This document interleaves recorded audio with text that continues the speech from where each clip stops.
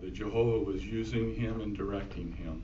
He dedicated his life by water baptism to Jehovah in 1996 at the Yuba City Assembly Hall. That's a little place where about 1,000 witnesses meet every weekend all over California.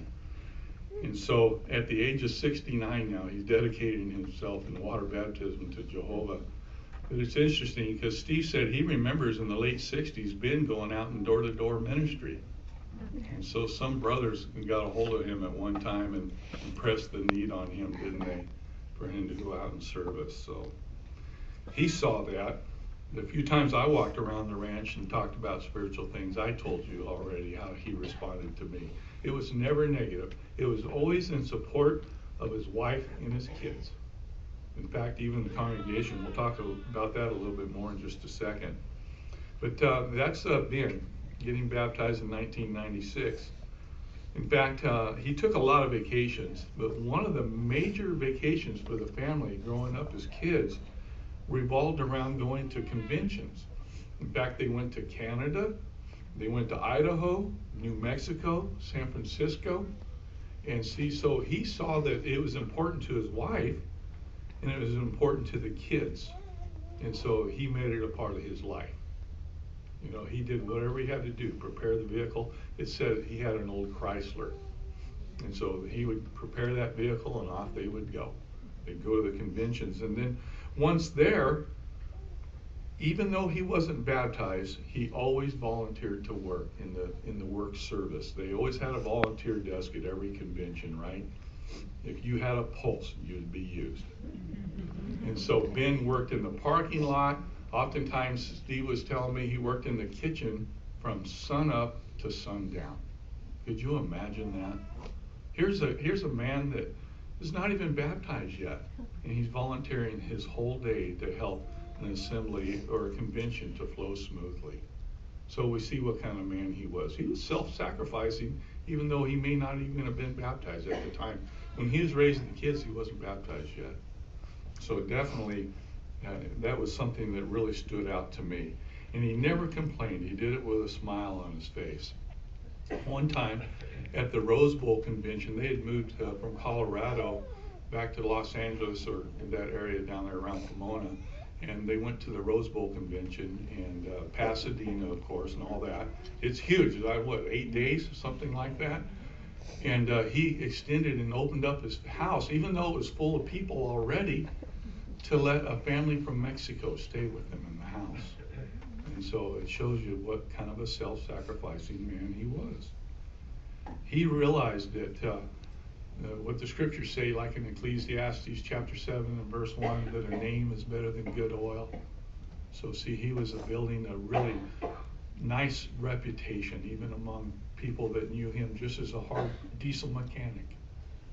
And that's the way it was for Ben. He left Colorado, in fact, in 1952, and he moved his family from Colorado to Los Angeles. And oftentimes he even worked up in Ventura County in Oxnard, and he was doing infrastructure, main lines, installing main lines, whatever he could do. And in 1964 he moved his family to Anderson, and that's where he had a business as a diesel mechanic. And it was said about Ben that he was one of the top diesel mechanics in the North State. And so it showed something about his work ethic as well, didn't it? Other qualities that he possessed were those that were spiritual. He had faith and hope in the promises in God's written word, the Bible. He was starting to learn it, but it is interesting, his faith and his hope in the written word. He worshiped Jehovah there exclusively towards the end of his life. He recognized that Jehovah was a God of love, wisdom, justice, and mercy.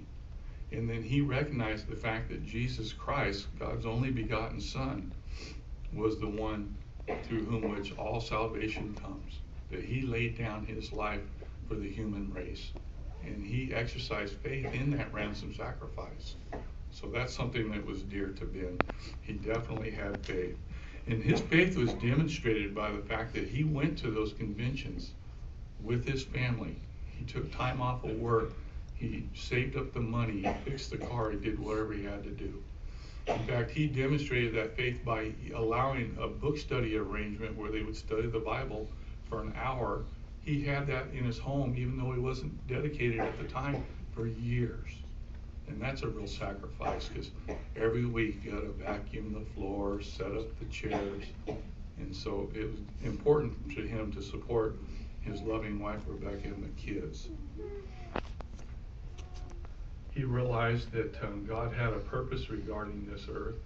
We see in Genesis in chapter 1, right off, that Jehovah told Adam and Eve, chapter 2, chapter 3, that they had to be fruitful, they had to become many and fill the earth and subdue it, to have in subjection, to extend the boundaries of the paradise.